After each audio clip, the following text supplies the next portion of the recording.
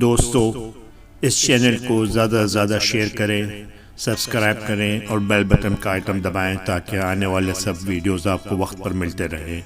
یہ چینل کار خیر کے لیے بنایا گیا ہے، اس کی آمدنی غریبوں اور ناداروں میں تقسیم کی جائے گی۔ آپ بھی اس کار خیر میں حصہ لیجئے اور اپنے لیے صدقہ جاریہ کا انتظام کیجئے۔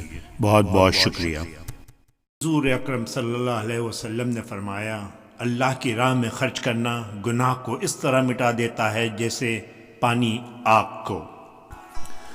زندگی کی اصل خوبصورتی یہ نہیں کہ تم کتنے خوش ہو، بلکہ اصل خوبصورتی تو یہ ہے کہ دوسرے تم سے کتنے خوش ہیں۔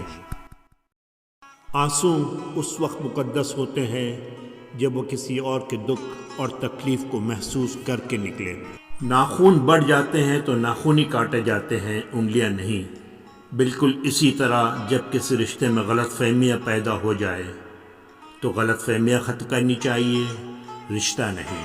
سائیں بابا نے کہا ہے کہ بددعا صرف الفاظ نہیں ہوتے، کسی کو دکھ دو اس کی آہ بھی بددعا بن جاتی ہے، اور یاد رکھو رب بہت انصاف کرنے والا ہے۔ غلطی زندگی کا ایک صفحہ ہے لیکن رشتہ پوری کتاب۔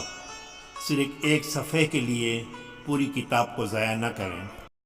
ہرن شیر سے تیز رفتار ہوتا ہے لیکن شیر کا شکار ہو جاتا ہے، کیونکہ وہ بار بار مڑ کے پیچھے دیکھتا ہے کہ شیر کہاں تک پہنچا ہے۔ ایسا کرنے سے اس کی رفتار کم ہو جاتی ہے۔ بالکل اسی طرح جب ہم زندگی کے سفر میں رواں دواں ہوں تو بار بار ماضی میں جھانکنے سے ہمارا صرف اور صرف نقصان ہوتا ہے۔ رب پر بھروسہ رکھو اور آگے بڑھتے جاؤ، پیچھے دیکھنے سے کچھ حاصل نہیں ہوگا۔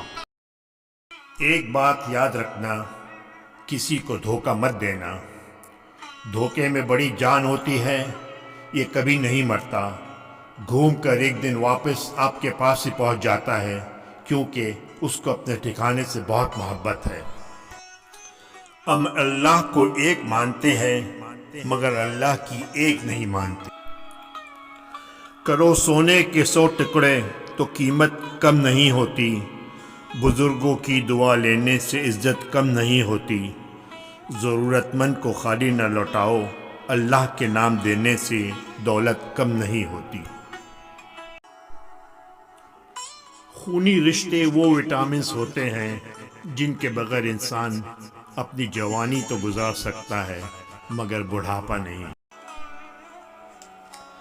اگر تمہاری ماں تمہارے غصے کی وجہ سے تم سے بات کرتے ہوئے ڈرتی ہے تو پھر تم افسوس کرو، کیونکہ تم نے اپنے ہاتھوں سے اپنے جنت کے دروازے بند کر دیے ہیں۔